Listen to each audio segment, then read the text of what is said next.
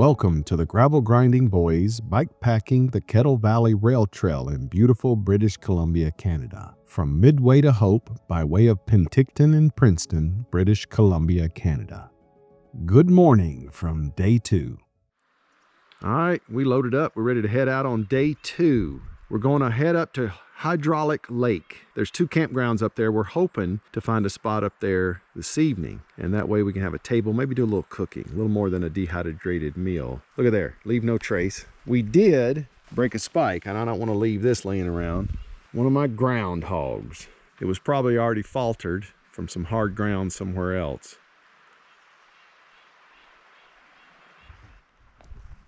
All right, roll, bud. I'm ready. Hold on, gotta get my glasses on. All right. We camped about 1 kilometer from Beaverdell General Store.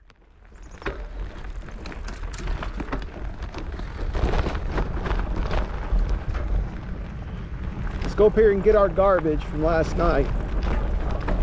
You'll see it.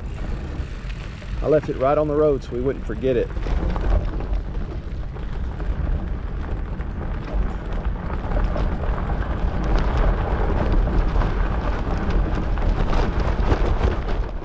My suggestion is to pack a bear-resistant container or a beer cache. Leaving our trash out like this is not the best way, but it's the only way we had. I thought I put it there. Oh, I see it.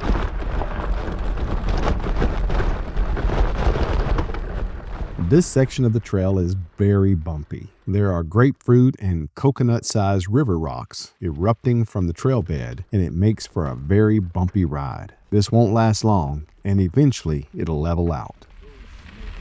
Very high gear. Very bumpy.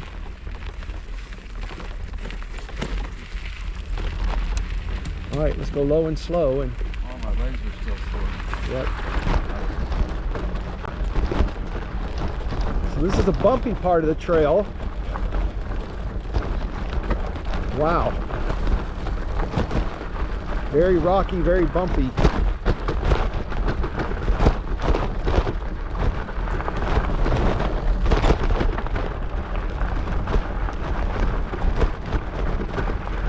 I don't know how many miles this goes like this, but we ain't got no way before it.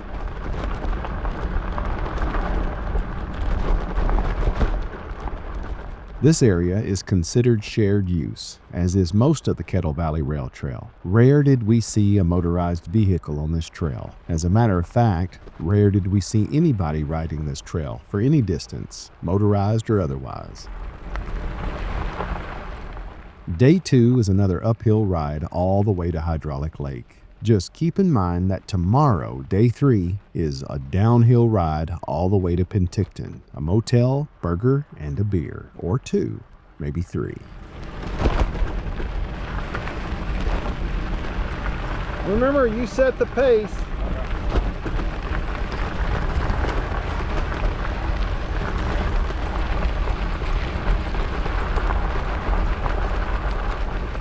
Day 2 is basically a forested uphill chug all the way to Hydraulic Lake. It's testing, but very doable. There's a lot of time to think on this section of the trail. Time to think and time to visit with companions if they come.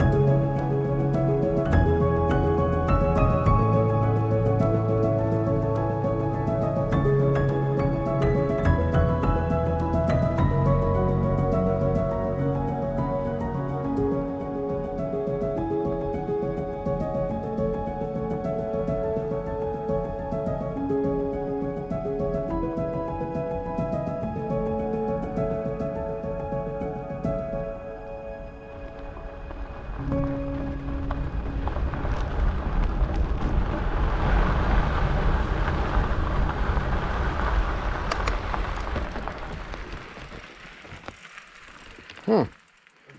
What's all this? There's a stamp somewhere. Bring, I guess, some paper or something and get an ink stamp. Some sort of Kettle Valley, the Carmi. There we go. I don't know if you can see that or not. Okay. Like somebody, Lake Resort Bend, Oregon, some water bottle. Pick their flag up off the ground.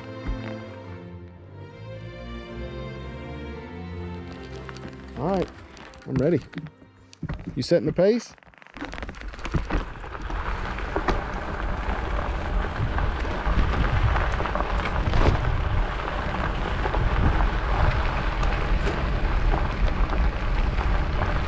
You're not getting hot in that jacket, are you?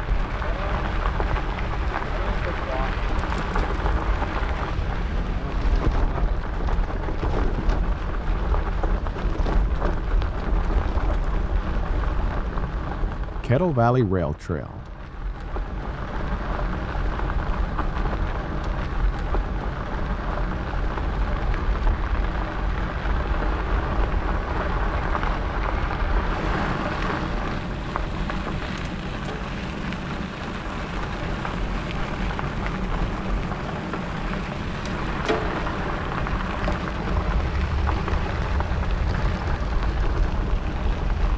Fallen trees are here and there, and even as late as August. We noticed that many of the upward branches had been broken off, leaving the sharp edge of a splintered branch. Definitely not bicycle tire friendly. I don't want to poke a hole in the tire with a sharp stick. I see a spot. Here, I'm going to go right here. I just don't want weight on my tires with me sitting on it. Take care even when walking your bike over these fallen trees. A moose come up through here. I see their tracks. Yeah, I'm gonna have to get a new mouthpiece. Mine got down by my tire and rubbed a hole in it. I'm losing suction with it. Hear it? What is that? Air's coming through the mouthpiece now.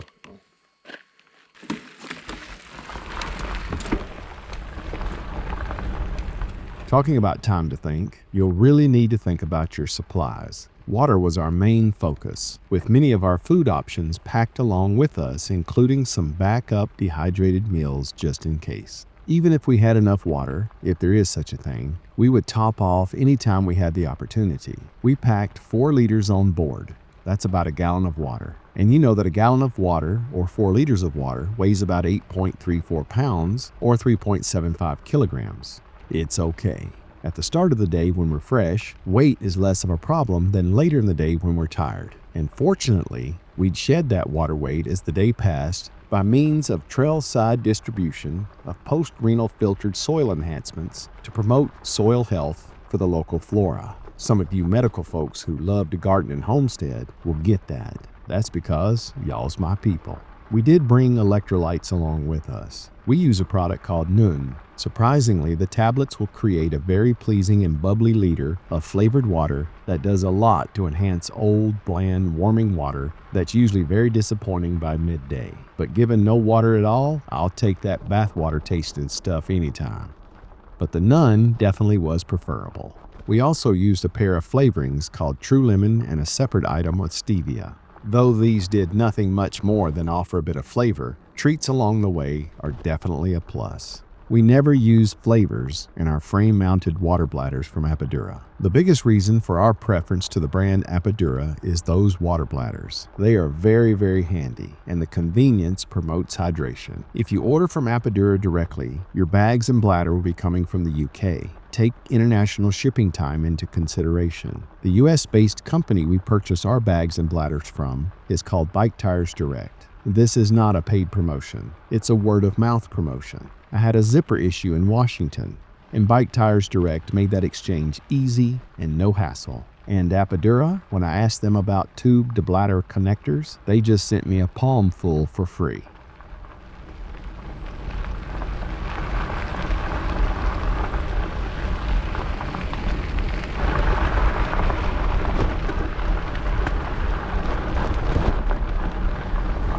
Kind of sharp for a railway too. been some warning sign back there that told them to slow down. It's like a little tunnel. I'm gonna let you go up.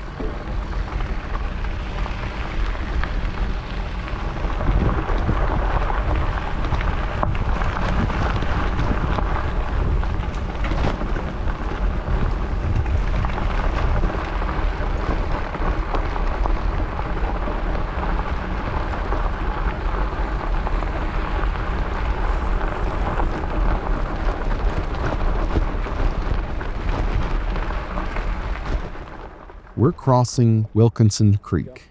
Google calls it Saunier Creek.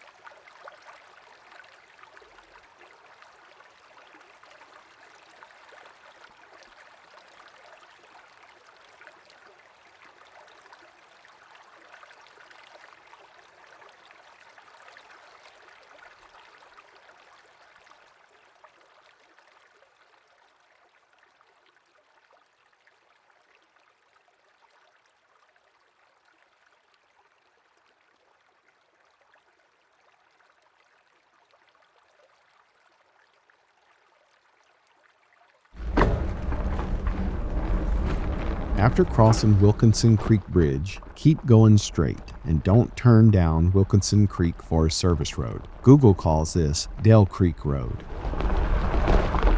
I think, hang on. Come off that bridge, do we go, which direction do we go? There's two ways to go. Nope, we went the wrong way. So when you come off the bridge,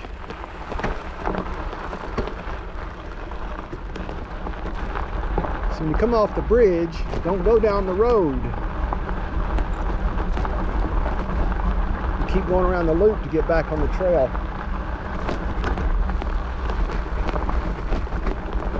Yeah.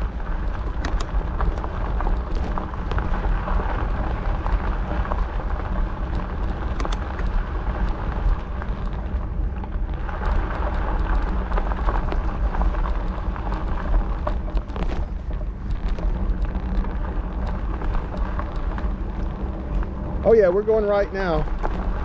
I see where we went and turned wrong. We're going right now. Now we're in the sun, which is kind of nice.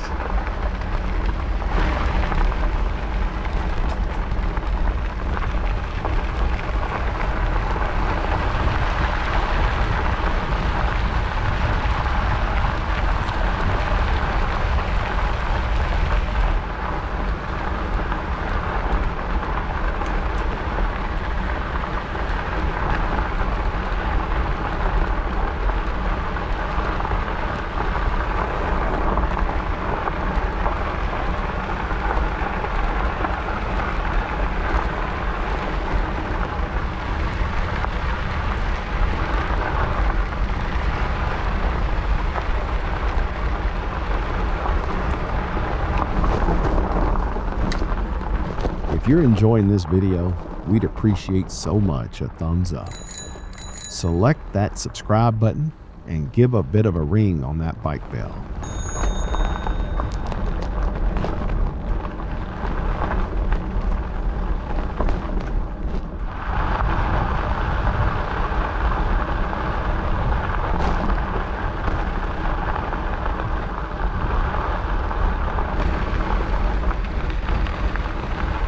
Looks like Peru.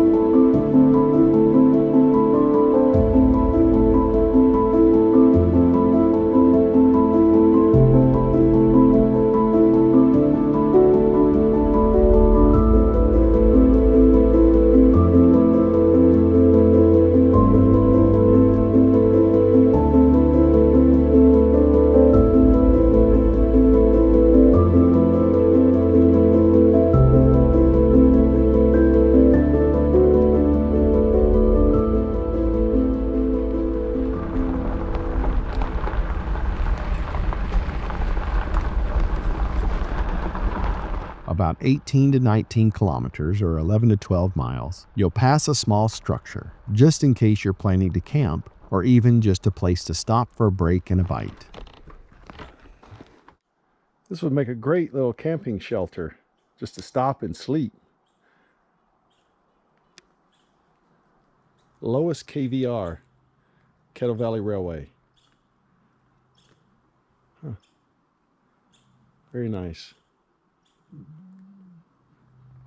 Very nice.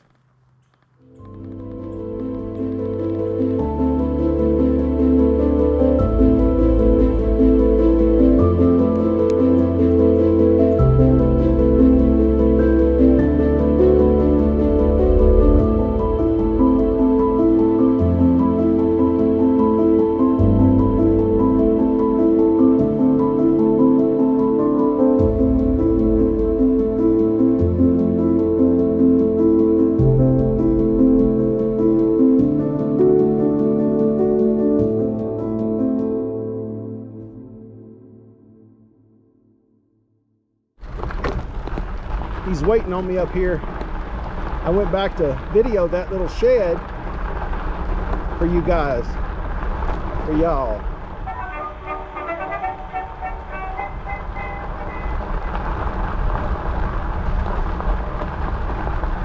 All right, I'm ready.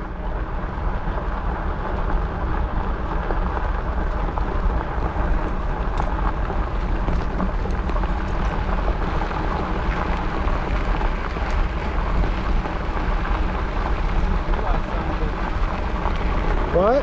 Realize something. What? I'm gonna get a good Halloween costume. I should probably buy one when we get back. You need to, yeah, because it's already August and Yeah, I'm already starting to see Halloween stuff out. Yeah. They're having an unofficially licensed like Doom costume, but I'm a bit worried that it's gonna not be high quality. I'm not sure that much. I don't want something that's all floppy. Just start looking around. Yeah. Got a sign coming up, lowest. We're at 87.2 kilometers on our trip. Whoa. We're gonna hit 100 today. Yeah.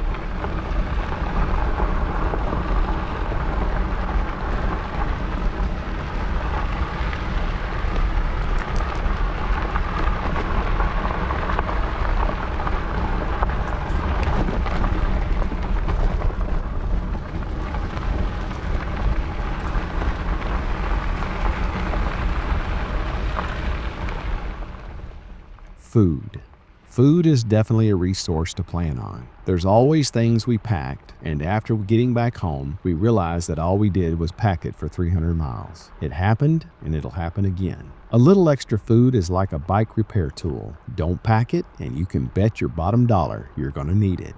Me, I love a good meal at the end of the day. Because there are few resources along the way, we had to carefully plan for those days where resources will be lacking. They say don't grocery shop hungry. That makes sense. But when I'm packing food for my bikepacking adventures, I pack when I'm hungry. It's easier to say no to a third beer, a second piece of cake, and an extra dehydrated meal when you've just had lunch. Make sure you have 1 or 2 emergency dehydrated meals. Who knows? You may find another bikepacker who packed his or her bike after a night at the all-you-can-eat joint. Snacks are pretty cut and dry. My suggestion is to pack foods that are sealed and not fresh. Stay away from those messy items such as peanut butter and Nutella. Yes, some of those are great for snacks and energy, but they leave a lot of residue and smells. There are few areas to dump trash on this trail. If I'm in bear country, I don't want a peanut butter, honey, chocolate scent following me down the trail. I want something I can eat, wrap up in a zipper bag, and stow away on board on my bike until I can find a trash can. There are no services at Hydraulic Lake. The camp host at Hydraulic Lake told us that some European travel guides speak of a restaurant around Hydraulic Lake.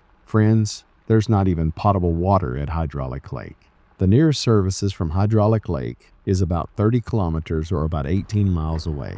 That round trip is almost as many miles or kilometers as day 2 took us. There are some spots around Hydraulic Lake, such as group clubs, parks, and even a raceway, that may have something, but the camp host told us this was only a bet and not a sure thing. Seems most of these places cater to the winter ski patrons. Leaving Beaverdell, plan for your dinner that first night, your day 2's snacks, and day 2's all 3 meals. Also, plan on day 3's breakfast and lunch as well as snacks. Day 3's dinner? Well, that's easy. Penticton is loaded with restaurants.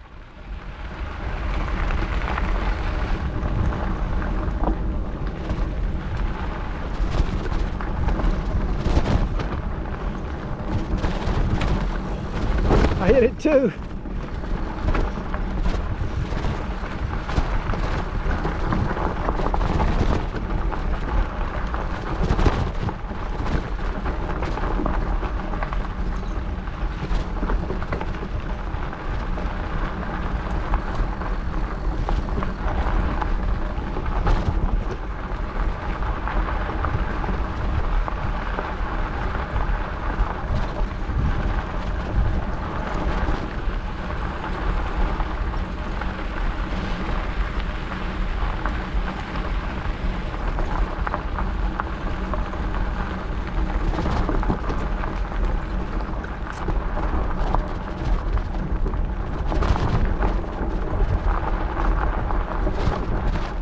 Water at the end of our day 2 was a bit of a nail-biter. I had assumed the campground would have some sort of water source, but no.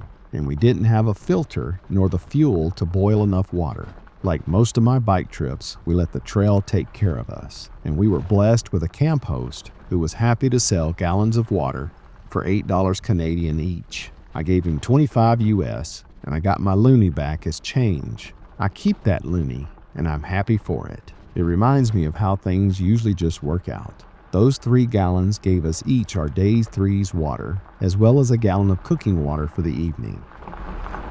Foods we packed were shelf-stable. I know many will object to shelf-stable cheese and summer sausage, but they are easy to pack. They aren't messy, and the packaging is easy to stow. And, to be honest, they're quite delicious. Moderation with your charcuterie, yes?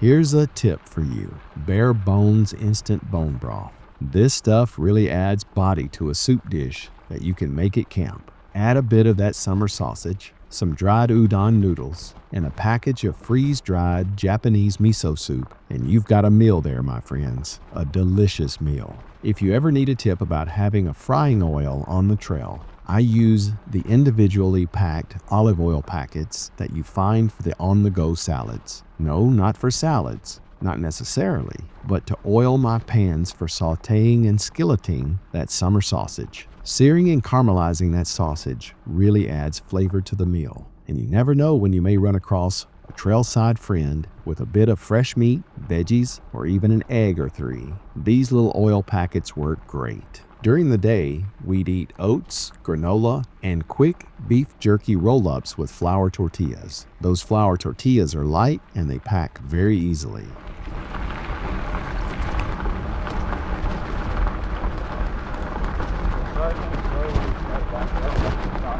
Okay, watch this bridge.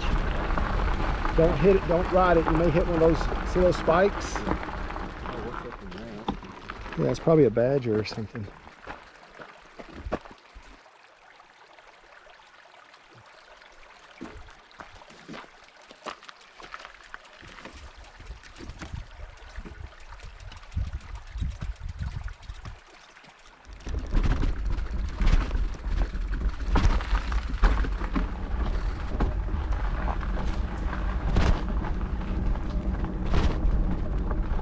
Also, look into a dry sack or large zipper bag for your trash. This will keep things nice and tidy and keep any odors from seeping out and attracting animals. My suggestion after the fact is to get a bare container of some sort. We just used whatever we had. A good cheap dry bag would work perfectly, but don't use your good Sea to Summit bags. You know, something that can get hung up in a tree or just left far away from camp and gather it the next morning.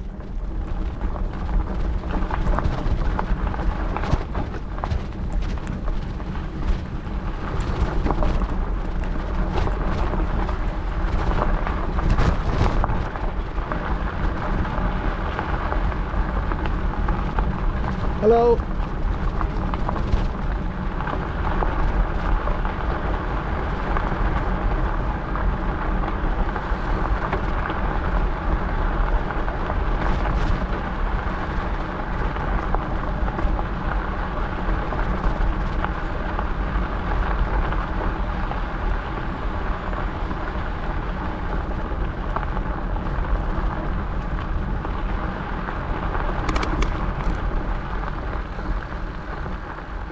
At about 30 kilometers or 18 and a half miles into the day, we rode upon Arlington Lakes Recreation Site. You know, after creating these videos and going back over the kilometers and miles with memories of the different challenges we overcame, I asked myself things like, why didn't I check on trash services here? Or, why didn't I check for a potable water source? We really did a lot of planning and preparing for this trail, but it still surprised us on many occasions. Riding this trail with only a map to guide us along and each day's goals to reach, we failed to see the value in stopping more and seeing more of what there was to see. There's this urgency to ride on for different reasons, such as getting there with time to set up camp as well as preparing and eat a meal before dark. I do not like setting up camp or cooking in the dark. I sometimes fret over things like, will there be any campsites when we get there? Will I need to ride on a night's errand for resources after we get to the area we're planning to stay? We averaged about 8 miles or 13 kilometers per hour on day 2, and considering the, quote, average also was calculated by the many stops we made on our slowdowns and takeoffs.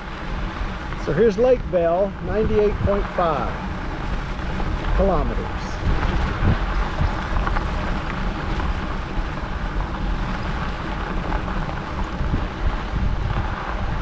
Daylight in August this far north is still very plentiful. You'll have about 15 to 13 hours of daylight to ride in, from camp teardown to camp setup. That leaves about 10 hours of riding and resting. And even at 8 miles or 13 kilometers per hour, you've got plenty of time to stop and see what there is to see.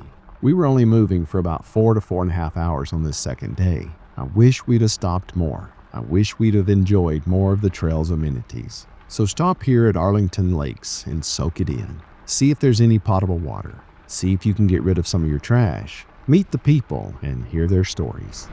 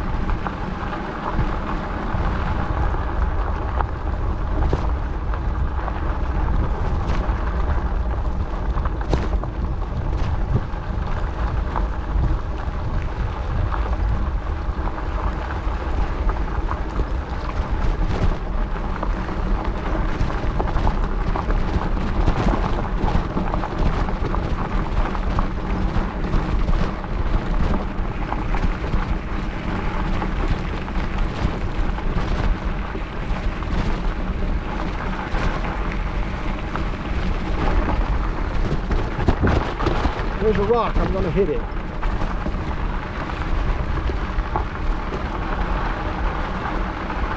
This is one of those trails where the tires don't resist the roll, it's the trail resists the roll. Yeah.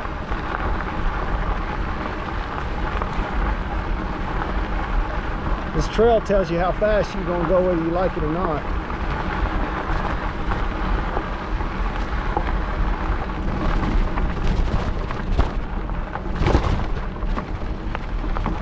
That's a hole there. It's to hold the ground back, keep it from going over the railroad tracks. Back in the day.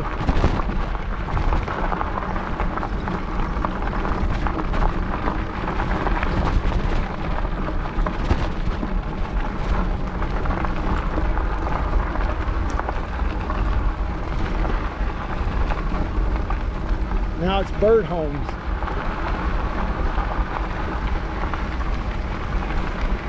Ooh, that's cool. That's nice.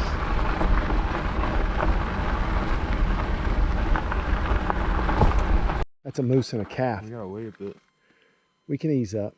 I wanna wait. Just saw a moose and her calf, and they took off down the trail. Let's ease up and see where they went. They probably went up the hill.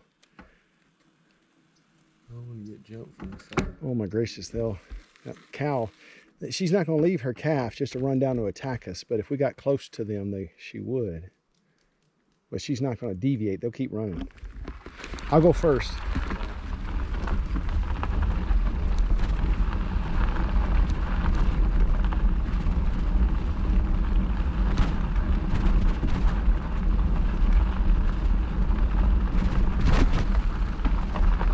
They're gone.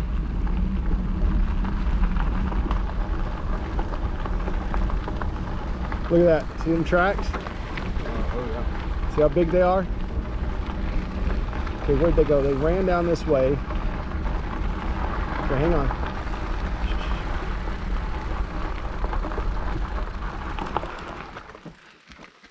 Okay. I'm just gonna go peek. Maybe I can see them. Here, grab my bike.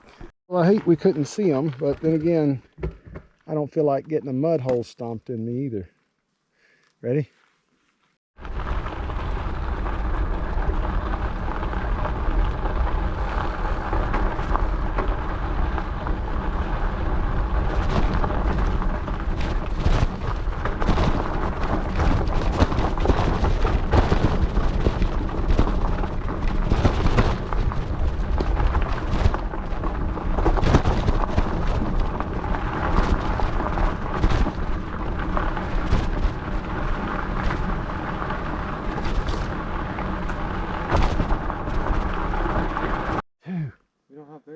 We don't need bear spray. Why?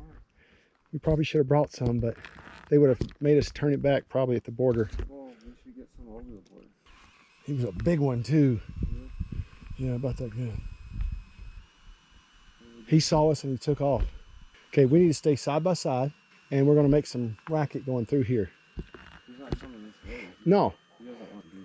No, he doesn't want anything to do with us. Yeah, I gotta gear down this way. Okay. Let's ease it up. Wait. So we saw a bear right up ahead, and I always got the camera off at the wrong time. But that big old fat bear saw us and took off right there at the end of that trail that you can see in the camera. It was a big one too. Ready? Okay, side by side, we're gonna make some racket. Yeah, bear! Yeah, bear! You'll likely encounter a bear on this trail. More than likely, it'll be a black bear. The grizzly bear population in this area is very, very low. Black bears are somewhat solitary creatures. If you see two or more, it's likely a sow and her cub or cubs. That would make for a completely different encounter. Let me just stop and take a, let's just look. Okay, I don't see him up there. I'd like to see him down and away, so I know where he's at. Probably went that way. He went that way, but when did he turn off? Down there. Did you see him? I barely saw him. You saw his butt? I I saw the black blob moving. Okay. My thoughts about bears are, well, let's look at them from afar. But one running away isn't really a big concern. Be aware and be alert, but ride on and make some racket. Bears are like aggressive. Not unless they're cornered, or they got some food, or they got a cub. He's gone by now. That's scary. You sure? Yeah, he's gone by now. 2 or more bears may indicate a sow and cub relationship, and that sow may be more aggressive than a solo bear. A sow or female black bear will get up to about 175 pounds, or about 80 kilograms, whereas a boar or male bear will get up to about 400 pounds, or about 180 kilograms. They'll be about 3 feet or a meter high when they're on all 4. But standing up, those dudes can stand up at about 5 to 7 feet tall, or 1.5 meters to 2 meters tall. Nope. Anything with claws and teeth weighing 180 kilos and standing 2 meters is not on the meet and greet agenda today.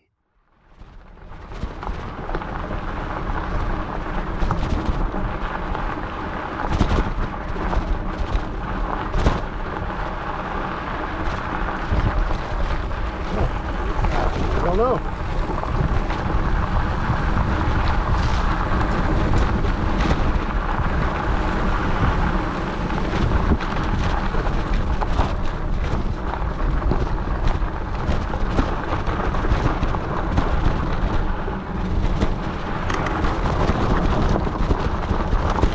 Coming around you.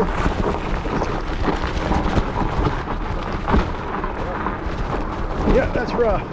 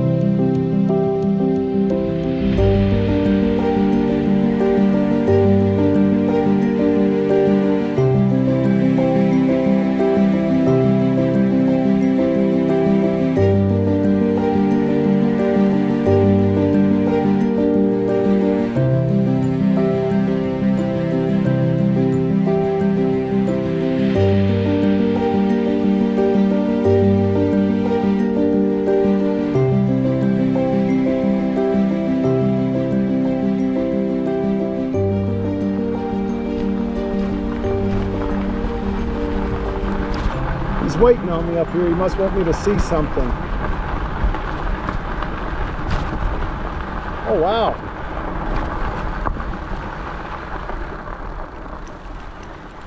Very cool. I don't know if that's a train. It looks like a car. I see rubber tires, a rim, A spot for a license plate. Huh, it's not a train car. I wonder how it got down there. Well, you know how it got down there. It fell. Gravity got it. I wonder if I could make my way down there and look at it. I don't know if I would do that. You could. I don't know. I think going down there is one of those little things that says, man, I wouldn't do that if I were you. I think we'll leave well enough alone. I think that's a car, though.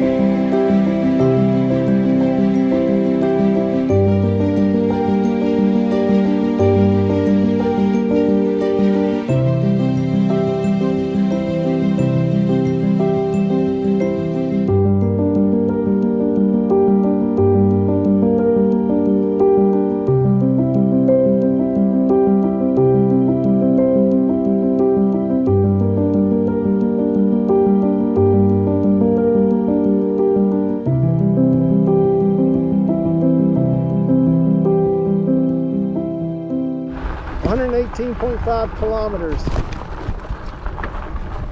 Okay, real careful. There's somebody's cap.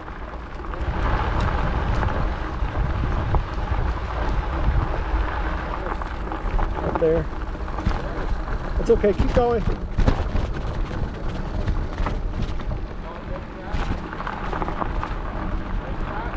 Yeah, it was a baseball cap.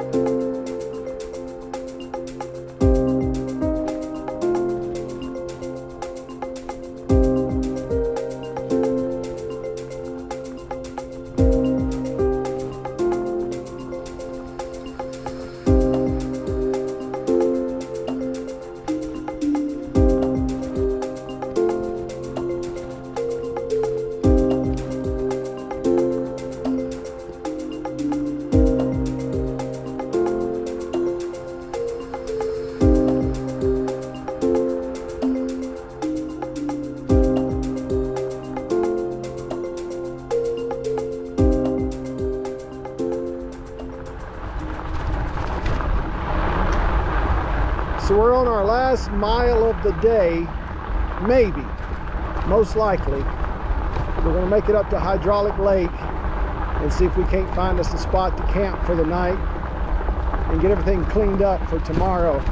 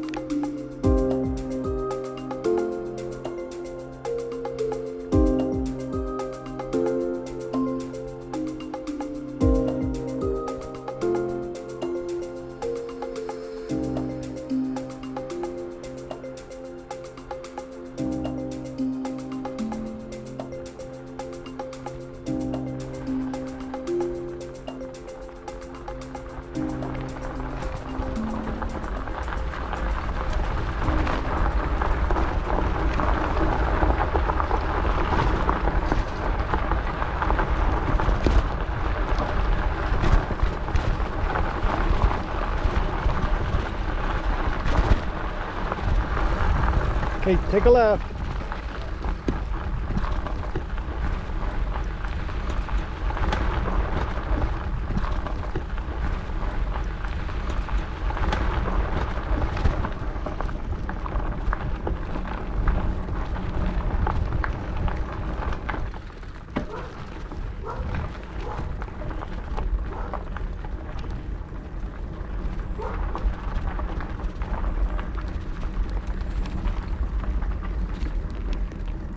You go, Travis.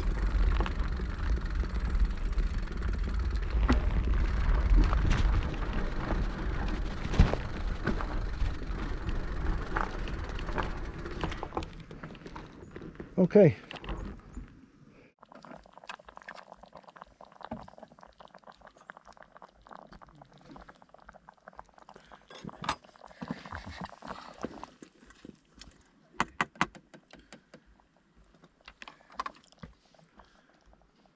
The campground here at Hydraulic Lake is pretty primitive.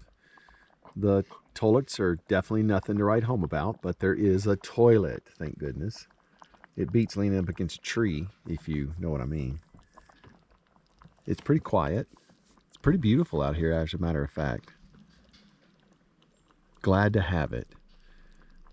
We started cooking in our little trangias. We've got bone broth and a oriental soup mix. We've got some beef, and we're going to put some cheese. We got a little bit of noodle in there. Oh my gracious, it's going to be delicious. We're going to go to bed full and happy.